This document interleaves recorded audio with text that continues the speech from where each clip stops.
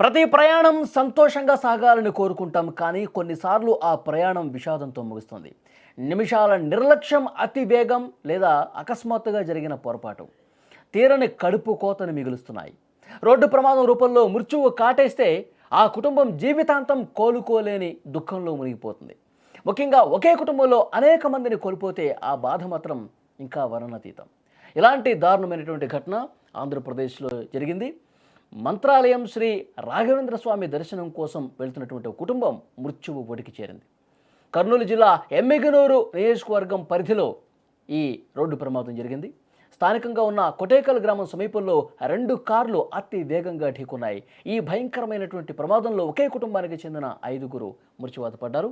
2 అమాయక చిన్నారులు కూడా ఉండటం మరింత బాధ కలుగుతోంది. మీరు దృశ్యాల్లో కూడా చూస్తూ ఉన్నారు, కారు ఏ విధంగా నుజ్జు నుజ్జు అయిపోయిందో చూస్తున్నారు. ముందు పాటు మొత్తం కూడా ఏ విధంగా తునాతునకలు అయిపోయిందో. ఆన్ ది స్పాట్ 5గురు చనిపోయినట్టుగా సమాచారం వస్తుంది. ప్రమాదానికి సంబంధించి మరింత ఇన్ఫర్మేషన్ తెలుసుకుందాం. మా ప్రతినిధి కిరణ్ సిద్ధంగా ఉన్నారు ఫోన్లలో. కిరణ్, చెప్పండి. కర్నూలు జిల్లాలో ఘోర రోడ్డు ప్రమాదం చోటు చేసుకుంది. ఎమ్మినూరు మండలం కొట్టెకల్లు దగ్గర 2 కార్లు ఢీకొనడంతో అక్కడికక్కడ 5 మంది మృతి చెందారు. మొత్తం మీద పలువురికి అయితే గాయాలయ్యాయి. అయితే కర్ణాటక రాష్ట్రానికి చెందిన కోలార్ జిల్లా చిక్ ఓసల్లి గ్రామానికి చెందిన వారు మంత్రాలయంకి దర్శనానికి అయితే బయలుదేరి వచ్చారు. అయితే ఎమ్మినూరు సమీపంలో ఉన్న కోటకల్ టర్నింగ్ వద్ద ఎమ్మినూరు నుండి ఆదోని వెళ్తున్న ఫార్చునర్ వెహికల్ 2 కార్లు కూడా ఢీకొనడంతో ఈ ప్రమాదం చోటు చేసుకుంది. ఈ ప్రమాదానికి గల కారణం అయితే తెల్లవారుజామున పొగమంచు కారణం అని కూడా పోలీసులు అయితే భావించారు. ఈ పొగమంచు కారణం వల్ల కూడా ఈ ప్రమాదం జరిగిందని చెప్పేసి అయితే ఆడైతే తెలుస్తుంది.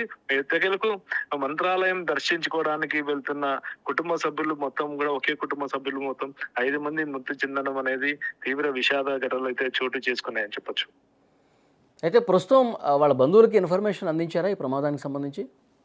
బంధువులు అయితే ఇన్ఫర్మేషన్ అయితే బంధువులకి అందించారు. బంధువులు కూడా బయలుదేరినట్టు తెలుస్తుంది. అయితే కర్ణాటక రాష్ట్రానికి చెందిన వెంకటేష్ కుటుంబ సభ్యులు ఏదైతే డిజైర్ వాహనంలో అయితే మొత్తం 7 మంది అయితే కుటుంబ సభ్యులు మంత్రాలయంకి అయితే దర్శించుకోవడానికి అయితే బయలుదేరగా అందులో ఒక 2 పసి పిల్లలు ఉన్నారు. మిగతా 5 మంది అయితే పెద్ద పిల్లలు ఉన్నారు. అయితే దీంట్లో మొత్తం 5 మంది చనిపోయారు. 2 తీవ్ర గాయాలని అయితే తెలుస్తుంది. వెంకటేష్ కుటుంబ సభ్యులు వీరంతా అయితే ఈ 2 వాహనాలు ఢీ కొట్టడంతో రిజర్వ్ వాహనంలో వాళ్ళకి ఒకటే ప్రమాదం జరిగి 5 మంది చనిపోయారు. అయితే ఫార్చునర్ వాహనం ఢీకోవడంతో ఫార్చునర్ లో ఎయిర్ బ్యాగ్స్ ఓపెన్ కావడంతో అక్కడ ఫార్చునర్ వారికి స్వల్ప గాయాలతో వాళ్ళైతే బయటపడడం అయితే జరిగింది. ఇప్పుడు ఈ ప్రమాదంలో కార్ అయితే నుజ్జు కావడంతో మృతదేహాలు అలాగే చిక్కుకుపోయాయి. ఆ మృతదేహాలు చిక్కుకున్న వారిని బయట తీసేందుకైతే సహాయక చర్యలు అయితే చేపట్టారు.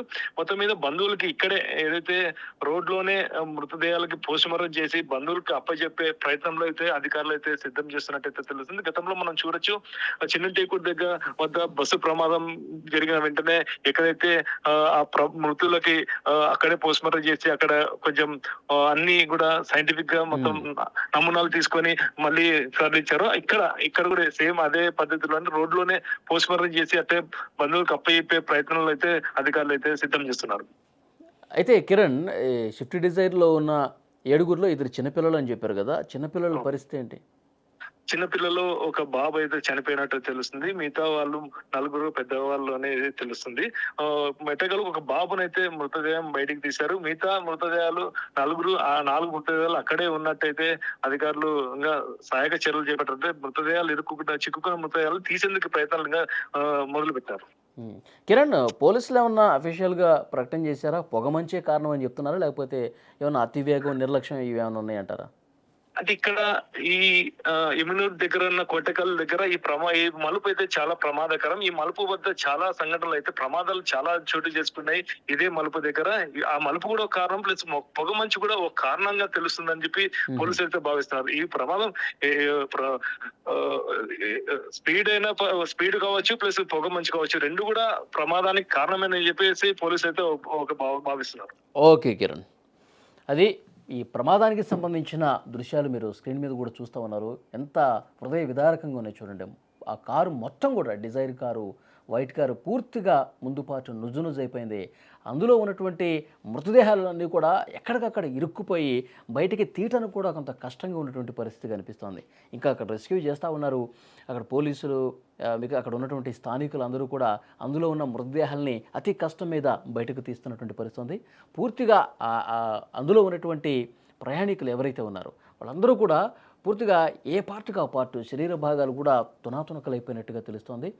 బంధువులకి సమాచారం అందించారు. బంధువులు కూడా వస్తూ ఉన్నారు. On the spot post mortem కూడా నిర్వహించి అక్కడి నుంచి అక్కడికే బంధువులకి ఆ మృతదేహాల్ని అప్పగించే పరిస్థితి ఉన్నట్టుగా తెలుస్తుంది. అంటే ఈ పొగమంచు కారణంతో జరిగినటువంటి ప్రమాదంగా పోలీసులు ప్రాథమికంగా చెప్తా ఉన్నారు. వీళ్ళు మంత్రాలయానికి వెళుతుండగా, దైవ దర్శనం కోసం వెళుతుండగా ఈ ప్రమాదం జరిగింది. మొత్తం కూడా వీళ్ళ బంధువులు, ఇతర కుటుంబ సభ్యులందరూ కూడా శోకంలో మునిగిపోయినటువంటి పరిస్థితి. దైవ దర్శనానికి వెళుతున్నటువంటి క్రమంలో ఒక్కసారిగా ఈ ప్రమాదం జరగడంతో ఆ దేవుడి దగ్గరికి వెళ్తున్నటువంటి క్రమంలో జరగడంతో నిజంగా వాళ్ళ బాధ ఇంకా ఎక్కువైపోతుంది. రాఘవేంద్ర స్వామిని మనం నమ్ముకుంటాం కదా, ఎందుకు ఈ విధంగా ఆ దేవుడు చేశాడని చెప్పి వాళ్ళు కన్నీళ్లు పెట్టుకుంటున్నటువంటి పరిస్థితి కూడా ఉంది. కుటుంబ సభ్యులు వే ఉన్నారు. వాళ్ళు ఇంకా ఆ ప్రమాద ఘటనా స్థలానికి ఇంకా చేరుకోలేదు. మరొక గంటలో వెళ్ళే అవకాశం కనిపిస్తుంది. పోలీసులు అయితే వాళ్ళకి ఇన్ఫర్మేషన్ ఇచ్చారు. అయితే ఫార్చునర్ కార్ని ఢీకొట్టడంతో ఫార్చునర్ కార్లో ఉన్నటువంటి ఎయిర్ బ్యాగ్స్ ఓపెన్ కావడం వల్ల అందులో ఉన్న ప్రయాణికులు వాళ్ళు స్వల్ప గాయాలతోనే బయటపడ్డట్టుగా సమాచారం వస్తుంది. కానీ ఈ డిజైర్ కారు మొత్తం ఏ పార్ట్గా పార్ట్ పూర్తిగా అసలు ఏ విధంగా ఛిద్రమైపోయిందో చూడండి. స్క్రీన్లో మీరు చూస్తుంటే ప్రమాద తీవ్రత ఏ స్థాయిలో ఉందో అని కూడా అర్థమవుతుంది. ఇంకో బాధాకరమైనటువంటి విషయం అంటే అందులో 2 చిన్నపిల్లలు ఉన్నారు. ఆ చిన్నపిల్లల్లో ఒక బాబు ఆన్ ది స్పాట్ చనిపోయినట్టుగా తెలుస్తుంది. ఇంకా మిగతా వాళ్ళ పరిస్థితి ఏ విధంగా ఉంది? 7గురిలో 5గురు చనిపోయారు. 2 పరిస్థితి అత్యంత విషమంగా ఉన్నట్టుగా సమాచారం వస్తుంది. సో వాళ్ళని హుటాహుటిన ఆసుపత్రికి కూడా తీసుకెళ్లి చికిత్స అందిస్తున్నారు. వాళ్ళకి సంబంధించిన అప్డేటు మరొక గంటలో వచ్చే అవకాశం ఉంది.